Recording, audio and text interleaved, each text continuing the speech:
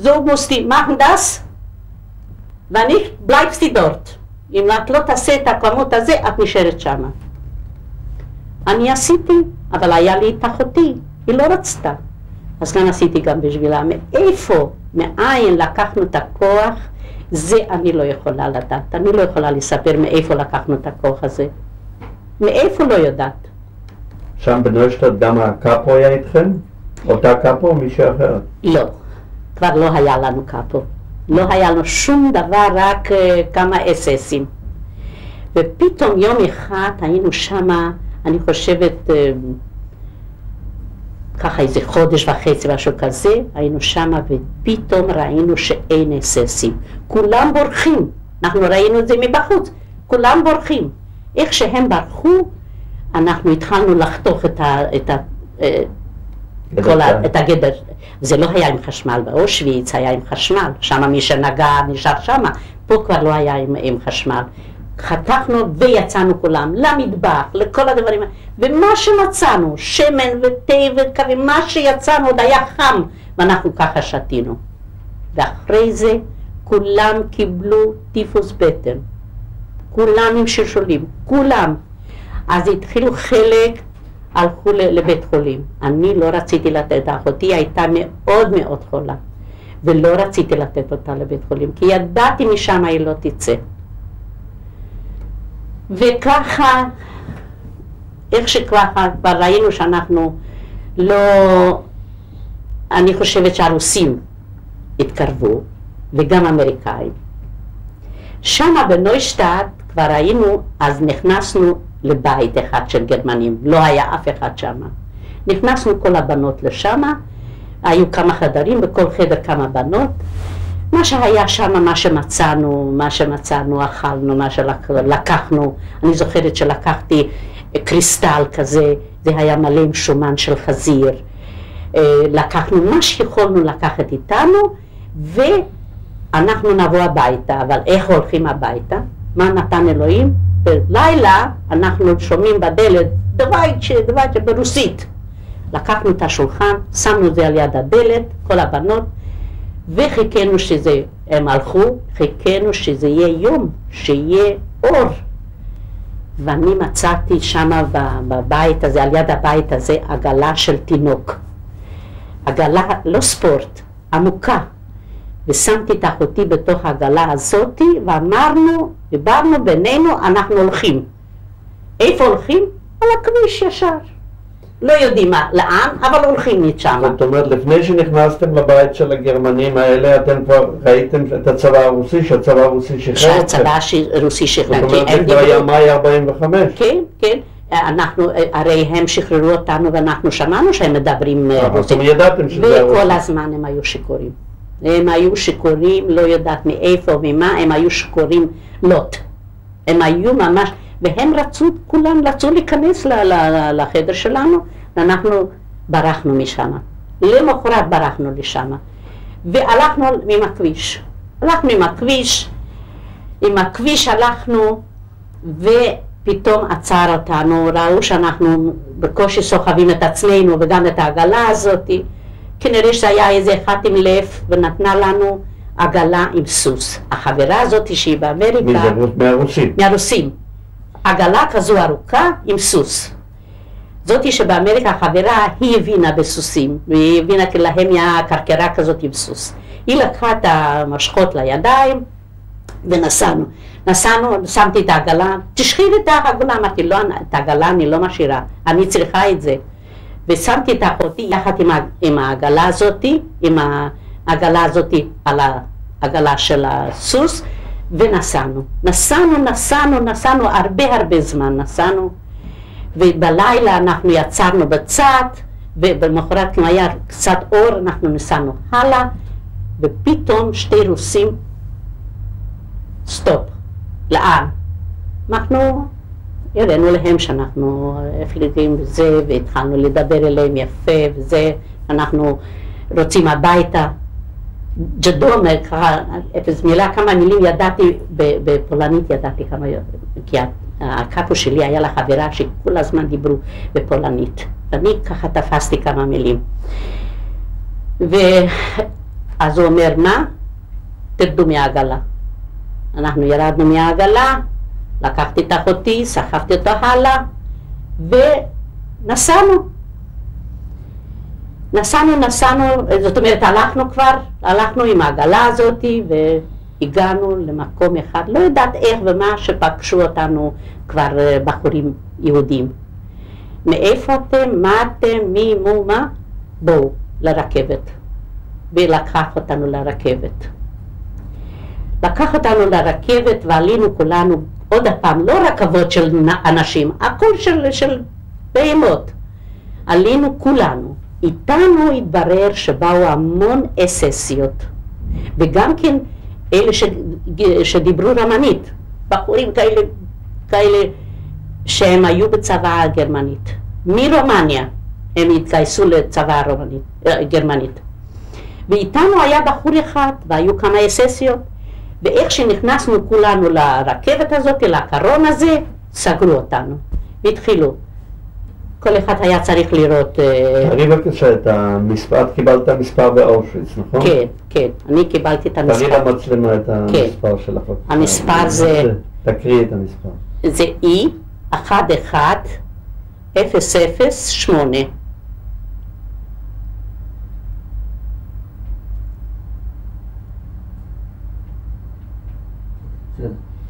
כן, בבקשה, תמשיכי. ובדקו אותנו. האססיות הם היו להם תואר מספרים, זאת אומרת, לא תואר, המספרים מתחת לחזה, לגברים מתחת לשכי. ובתוך הקרון הזה היה לנו הרבה אססיות והרבה אססים שהם רצו לברוח איתנו ביחד, אבל תפסו אותם. הבחורים היהודים, כנראה שאלה שהיו בפרטיזנים, וכל מיני כבר, אלה שידעו מה שאיתנו, אלה שרצו להציל אותנו, והם גם באו עד גרמניה להציל את הילדים האלה. זה היה, כולם היינו צעירות, ילדות, וגם ילדים, אבל המון נפלו. כשראינו, היה שנסענו בנוישטאט כבר, עברנו את הפסי רכבת לעבודה. ופתאום אנחנו רואים אוטו מסע, מלא חיילים, ורכבת מתקרבת עליהם. ואיך שהרכבת באה, נתן זבנג בתוך האוטו מסע הזה, והם שם נהרגו המון. כמה אלה שהיו איתנו, שבאו איתנו, איזה מכות, איפה שהם רק ידעו, נקמה, איפה שהם רק ידעו, הרגו אותנו במכות. וכך הלכנו לעבודה. רציתי לשאול אותך עוד שאלה אחת. הזכרת בתחילת סיפורך על אושוויץ שהיה לך איזשהו מפגש מסוים עם מנגלה. כן. אני חושב שלא סיפרתי, אולי תחזרי על הסיפור הזה עם מנגלה. שבאושוויץ שעשו, כל פעם עשו סלקציות, זאת אומרת, בדקו אותנו כביכול. ולקחו אותנו לאמבטיות האלה, טוש, עשינו טוש וחזרנו בחזרה. מי שחזר, חזר, מי שלא חזר, לא חזר. יום אחד אמרו לנו להוריד את השמלות האלה ובדקו אותנו. אני עם האור שלי הלבן, לא יודעת מה, עקץ אותי משהו פה על הבטן, ואני גירדתי כנראה, ונהיה כמה 3-4 פיצויים כאלה, ואני גם התביישתי ממנגלה, ולקחתי את השמלה ככה, על היד, והוא לקח לי את היד עם השמלה, והוא רואה שיש לי פה כמה פיצונים, הוא לוקח לי את השמלה, זורק אותה ואותי שם בצד שני.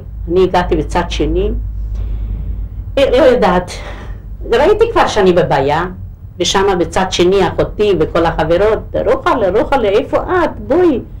ואני הסתכלתי, אבל לא הסתכלתי עליהם, הסתכלתי איפה מנגלה.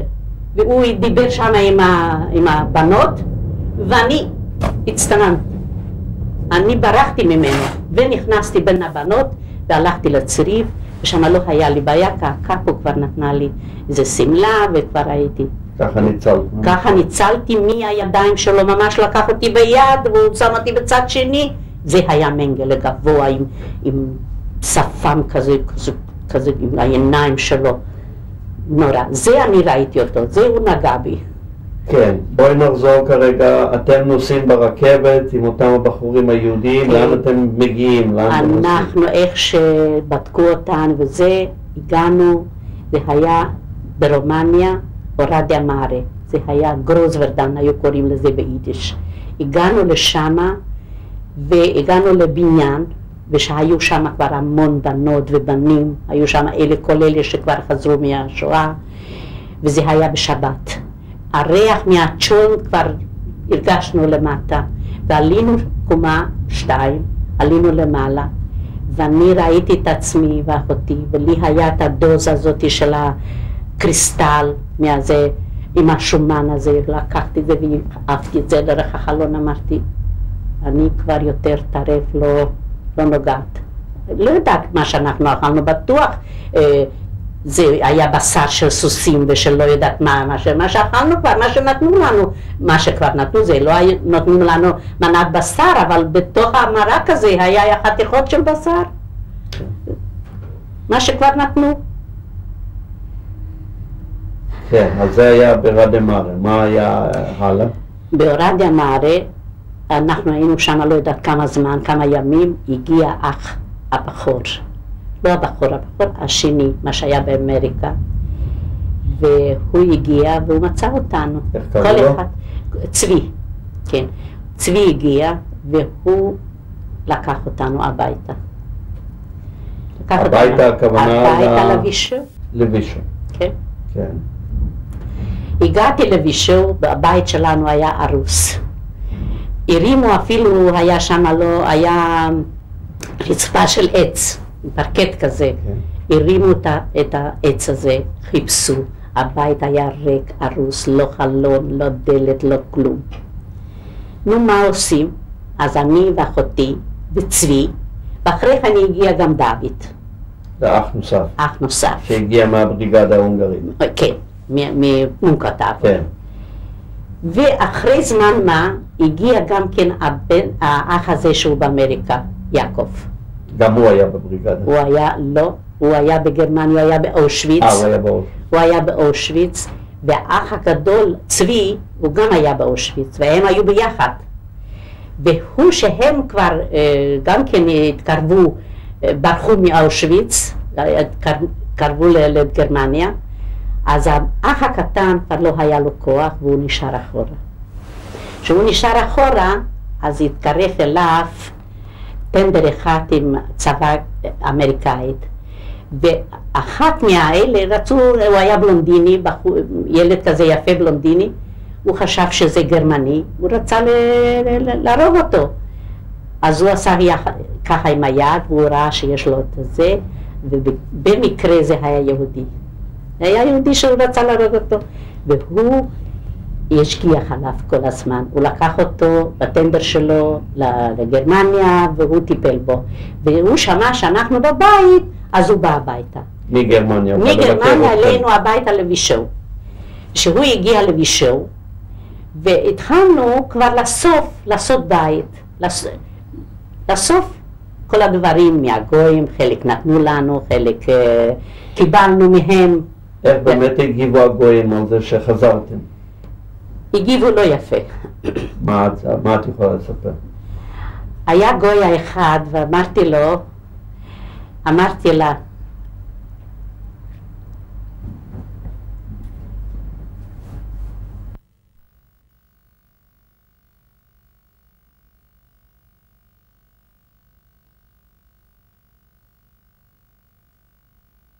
קלטת מספר 3, אנא המשיך את סיפורך. שהגענו הביתה, מצאנו בית הרוס, ולא ידענו איפה להתחיל. התחלנו אצל השכנים של הגויים, אחת נתנה לנו בחזרה קצת מצעים, קצת שמחות, כל אחד בא עם חתיכה לחם לתת לנו, ידעו שבאמת היינו מאוד עוד חלשות. היה שם מבוגר אחד, יהודי, שהוא השאיר את האישה וילדים באושוויץ, אבל הוא חזר, בן אדם יותר בריא, אבל הוא היה כבר נשוי והיה לו כמה ילדים. הוא אסף אותנו, את כל הילדים, והוא בישל בשבילנו, והוא נתנה לנו לאכול, ואנחנו עזרנו לו לבשל, ועד שהבית, עד שסידרנו את הבית, שיהיה לנו גם כן בית איפה להיכנס, והוא אפילו סירק אותנו, הסתכל שיש לנו, כי אנחנו באנו אחרי נוישטאט, היה לנו המון כנים כאלה, גדולים כאלה, ואכלו אותנו הכנים שם בנוישטאט. וטוב שכבר אח שלי בא, ואחת הביא הביתה מיטה, והשני כיסא, והשני השלישי שולחן, סידרנו בית. ובבית הזאת אני הייתי שוב הייתי המבשלת, הייתי האמא, הייתי האבא, והתחלנו את החיים, כל הצעירים האלה, איפה שהיו בחורות, באו כל יום, ישבנו, דיברנו, אכלנו ביחד, וככה בילינו 3 שנים. מה שרציתי לחזור על השאלה, וזה לשאול אותך, איך הגיבו, אמרת לי שחלק מהגויים ניסו פה ושם לעזור, אבל הסך הכל, איך היה היחס שלהם לניצולים? לא כל כך. את האמת שהסתכלו עלינו ככה, כמיותרים. לפלסטינה. לא התביישו, אמרו את האמת. כן. אפילו שלהם גם התחיל כבר את הצרות. כי בזמן המלחמה, גם כמו שהיה לנו צרות, גם להם. לא נתנו להם לעבוד את האדמה כמו שצריך, לקחו להם את כל הגרעינים, לא נתנו להם לגדל עופות ופרות ודברים כאלה, לא נתנו להם. כן. אבל, ואחר כך היה עוד יותר גרוע, שהרוסים נכנסו לשם. והרוסים באמת לקחו את הכל. אבל מתי? הרוסים נכנסו מתי שאנחנו כבר לא היינו שאנחנו כבר יצאנו, כן. שיצאנו שמה... אז הייתם שמה 3 שנים. 3.5 שנה. עכשיו, איך התחיל העסק להתארגן שמה לקראת העלייה ארצה? איך בכלל היה לכם מושג? עכשיו ככה, כל אחד הוא רצה לא להיות שם. ולא להיות שמה, לאן? ובמה, ובאיפה. אבל מטרה אחת שרצינו, ישראל. היה שם אחד שהוא מין קיבוץ כזה, בבישו, בסוס, שם איפה שהיו כל העירייה והכל. עשו שהיה שם קיבוץ, והתאספו כל הצעירים, ובאו שליחים מישראל, ואמרו לנו, אין לנו לאן, רק לישראל. טוב, איך נוסעים לישראל, ובמה, ואיך? טוב, אני הכרתי את בעלי, הלכנו יחד לבית ספר, הוא היה בכיתה יותר גבוהה. כן, איפה היה בעלך בתקופת המלחמה? במונקוטאבור. הוא היה במונקוטאבור כל הזמן. הוא חזר? הוא חזר. הוא היה בחור מאוד פיקח. מאוד אינטליגנטי, תלמיד חכם, והוא סיפר גם כן שהוא עבר המון במונקוטאבור. מה זכור לך בתמצית מהסיפורים? בתמצית הוא אמר שהגרמנים, הם היו יחד איתם, הם לא ידעו שזה יהודים, שהם יהודים, הם היו יחד כמה בחורים, לא ידעו שהם יהודים, הם אפילו ישנו מתחת גג אחד ולא ידעו שזה יהודים. אבל איפה שהם היו זה היה הונגרים גויים, והגויים האלה גם לא ידעו שהם יהודים, אבל הם אמרו שהם רוצים לעבוד אצלם, ושיתנו להם את האוכל בשביל שהם יעבדו. בעלי ז"ל, הוא סיפר שהיה לו זוג תפילין מהבית, והוא לא רצה להיפרד מזה. הוא שם תפילין אחד, בכיס השני, הוא לא רצה להיפרד מזה, הגויים שלחו אותו ליער שם לעבוד עם הפרות, הם נתנו לו עבודה, הוא כל פעם מצא איזה פינה איפה שהוא הניח את התפילין. אבל הם עברו מאוד קשה, הם באו הביתה גם כן מאוד מאוד אאוט. ועד שאנחנו, אחד את השני, אפילו הצעירים לא היינו אחים ואחיות, אחד לשני עזר קצת אוכל לכל אחד, בגד לכל אחד, הסתכלנו אחד על השני, ממש היינו כמו מין משפחה אחת. בסוף שאנחנו החלטנו שאנחנו מתחתנים, אז בדיוק הגיעה העלייה, היו השליחים של ישראל, ואנחנו נוסעים. בשבוע הבא יש עלייה, אנחנו יוצאים מבישהו. האח הגדול, צבי, הוא אמר לי, תשמעי גברת, את לא יוצאת רק אם את מתחתנת. בבקשה, את יכולה לקחת אותו, אבל קודם תתחתני ואחר כך תצאי. ככה לא תצאי, את נשארת פה.